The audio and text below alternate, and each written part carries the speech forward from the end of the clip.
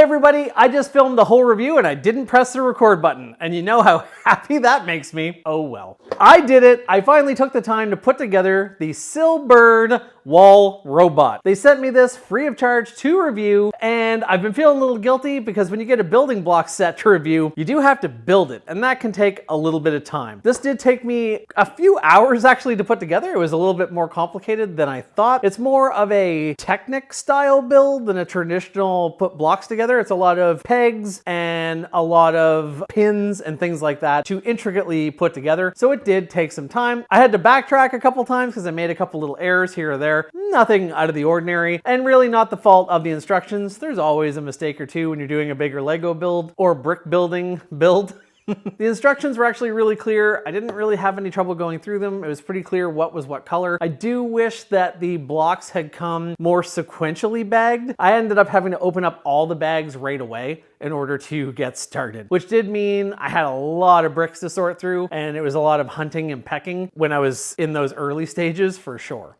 I'm also not sure how much I'd want to go through taking this apart in order to build the other models. So you might want to pick the one you like best to start with. But it went okay.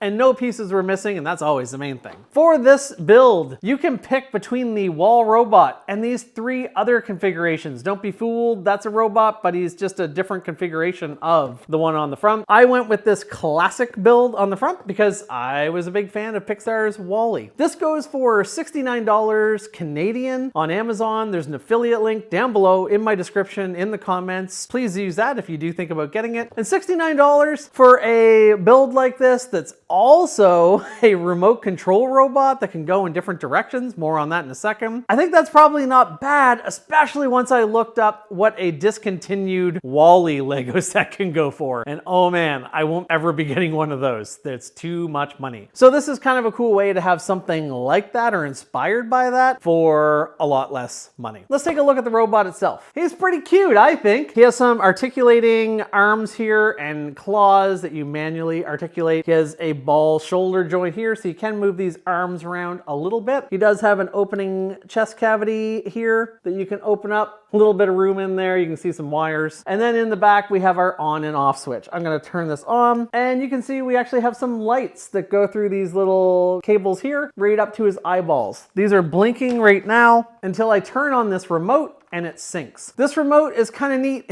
You can put blocks on it as well. You can also download an app and use that. I tried out the app, and I have to admit the app is actually better. You choose which module you have in the robot. This robot has this module with 2 ports to connect to 2 motors. We click on that. We have a bunch of options here. I didn't really get into the depths of it, but you can actually program paths, and there's more you can do with this, but I just stuck very simply to the control scheme here. You'll see right here, one is up and down, one is sideways. This operates like a tank with one motor powering one of the wheels on each side. So I hit this little thing to rotate it, and if I push up, if I push down, so I can make it, woo, I can make it spin around like that. So one thing that was really helpful that's not on the physical remote is on this one, you can actually change the speed. So that's 2 or 1.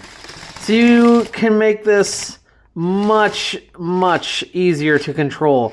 On the main remote, I was using it at full speed and I found it kind of a little tricky to control. So this is kind of cool that you can have multiple speeds on here. The motors inside, there's 2 motors that power this guy, and they are fed by a little power pack that you charge with a USB charging cable. I'm not sure how long you could run the robot without depleting it. I haven't depleted him yet, and I probably won't as of the time of this review ending, but this is more of a on-the-shelf, look cool, or show people. To some people, they might run it down to nothing, but hey, it's USB rechargeable, so that's not a big deal. This remote's kind of neat too. If I press forward, it'll make this tread go forward. I can actually switch a little switch on here that forward will make it go backwards. So you can kind of reverse the polarity of those motors on the fly, which might be cool if you were building other things. I'm gonna set this guy down right here. I should also mention I have him all stickered up as well. There's a lot of stickers that really kind of make this build come to life. He's a lot less just yellow and gray than he was at the start. So I will say he also has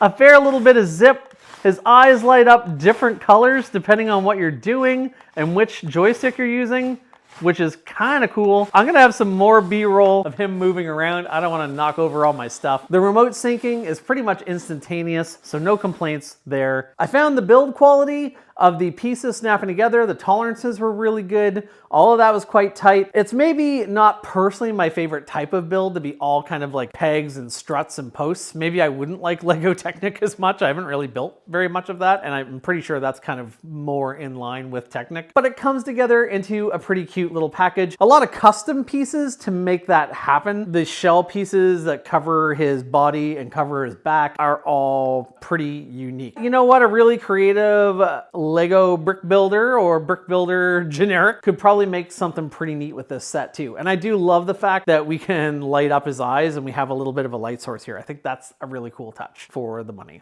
These tank treads are plastic. They're interlocking bricks, but they do have kind of a rubbery bit of tread on them here for some traction so he doesn't just spin around and slide out of control. I hope you'll forgive a little segue away from Nerf. If only I had a treaded Nerf robot that we could talk about. Make sure you check out Maritime Foam and the drones for more about the Terra Scout drone. All in all, pretty fun. Just when you do this, make sure you put it somewhere out of the way, somewhere safe so that you can kind of come and go to it. I think this build would be more fun to pick away at. So when you're building it, find a nice safe spot to put the parts. Get yourself some bowls, maybe do some sorting beforehand. That might make it easier. I did a lot of hunting and pecking because of the whole issue where I had to open all the bags at once, like I'd mentioned, instead of having, you know, the first bag be the bottom part or the second bag be this. But some would probably argue it's more pure to go from a big pile of blocks. It should also be noted that I did see some other videos where it talked about families sitting together and small children being entertained all day putting this guy together. There's no way. This is a very intricate build. There's a lot of times where you're snapping one piece into the left and a piece up. It's a lot of dexterity. It's probably more intermediate for a build, unless your kid is really hardcore into building, and then I'm sure they'd be fine. You know your kids better than I do. But I would say the idea of having a mixed age range of kids all working together on this, no. There's no way. Put this together, maybe build it with them and have them help when they can, and then you can play with it together. They probably will enjoy making them zoom around the floor, zoom around the table, wherever. But the actual building, I don't know how kid-friendly that is. I think this is more for big old nerds like us. Unless you're watching and you're a kid and you're like, I could totally do that, then I believe in you. You can. And maybe you should. Check out more about it down below. Curious to see what you think. Remember, I said 69 Canadian, so when you look it up, it'll be a bit cheaper for you. I think it's pretty cool. This is probably gonna go in a little place of honor on my shelf, or maybe out with Lego Voltron and Mega Bloks Castle Grayskull. We'll see. Thank you very much, Sillbird, for sending this along. I love talking about Nerf, but man, I love all the toys. So until next time.